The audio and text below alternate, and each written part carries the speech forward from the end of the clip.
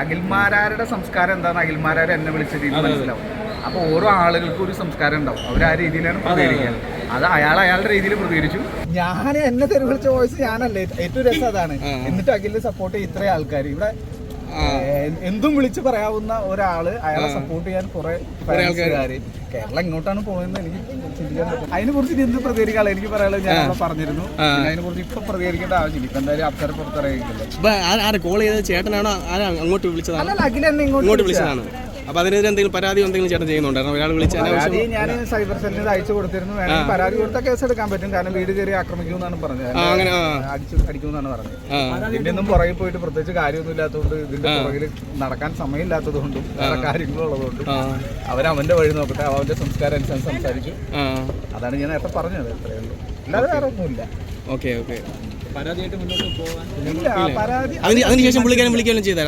ഇല്ല, ആദ്യം എന്നെ വിളിച്ച് തെറി വിളിച്ചു. പിന്നെ എനിക്ക് വാട്സാപ്പിൽ മെസ്സേജ് അയച്ചു. ഞാൻ അങ്ങനെയൊന്നും അല്ല ഉദ്ദേശിച്ചത്. കാരണം പറഞ്ഞു പോയത് തെറ്റായി പോയെന്ന് തിരിച്ചറിവുണ്ടാവുമ്പോ തെറി പറഞ്ഞത് സോറി അല്ല, ഞാൻ അങ്ങനെ ഉദ്ദേശിച്ചല്ല. ഞാൻ തല്ലാൻ വേണ്ടിയല്ല പറഞ്ഞത്, പിന്നെ കാര്യം പറഞ്ഞ് മനസ്സിലാക്കാനായിരുന്നു എന്നുള്ള രീതിയിൽ എനിക്ക് അയച്ച വോയിസ് മെസ്സേജ് അതും ഗ്രൂപ്പുകളിലൊക്കെ ഉണ്ട്.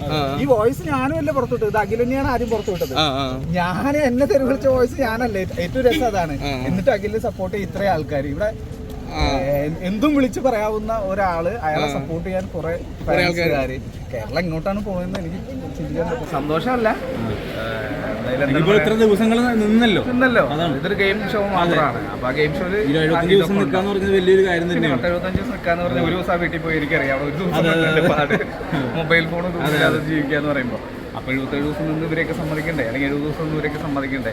അപ്പോൾ എല്ലാവർക്കും താങ്ക്സ്. നമ്മളെ സപ്പോർട്ട് ചെയ്ത എല്ലാ മീഡിയയ്ക്കും, വ്യക്തിപരമായിട്ട് വോട്ടുകൾ ചെയ്ത എല്ലാ ആളുകൾക്കും നന്ദി. ഇറങ്ങി ഈ വിമർശനങ്ങളോട് ചേട്ടന് എന്താണ് പറയുന്നത്? വിമർശനങ്ങളോട് ഇപ്പൊ പ്രതികരിക്കാനൊന്നുമില്ല. എന്ത് വിമർശനമാണ്? അഖിൽമാരാർ ചേട്ടനെ വിളിച്ച് ഫോൺ വിളിച്ചിട്ട് ഒരാളുടെ വാക്ക് അല്ല, നമുക്കത് വ്യക്തമായുള്ള ഒരു കാര്യം ചേട്ടൻ ചോദിച്ചത് തന്നെയാണ്. എല്ലാവരും ചോദിക്കുന്നതല്ല. അഖിൽമാരാരുടെ സംസ്കാരം എന്താണ്, അഖിൽമാരാർ എന്നെ വിളിച്ച രീതി മനസ്സിലാവും. അപ്പോൾ ഓരോ ആളുകൾക്കും ഒരു സംസ്കാരം ഉണ്ടാവും, അവർ ആ രീതിയിലാണ് പ്രതികരിക്കുക. അത് അയാളുടെ രീതിയിൽ പ്രതികരിച്ചു. ഞാൻ എന്നെ വളർത്തിയ അപ്പനമ്മ എന്നെ പഠിപ്പിച്ചൊരു സംസ്കാരമുണ്ട്, ഞാൻ ആ രീതിയിൽ പ്രതികരിച്ചു. അത്രേ ഉള്ളൂ. വേറെ ഇപ്പൊ പറയുന്നില്ല. Thank you. All the best ചേട്ടാ. ഓക്കെ.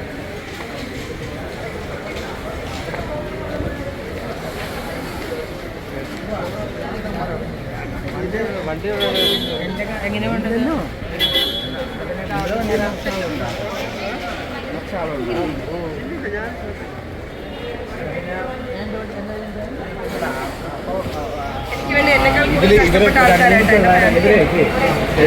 ഇവരൊക്കെ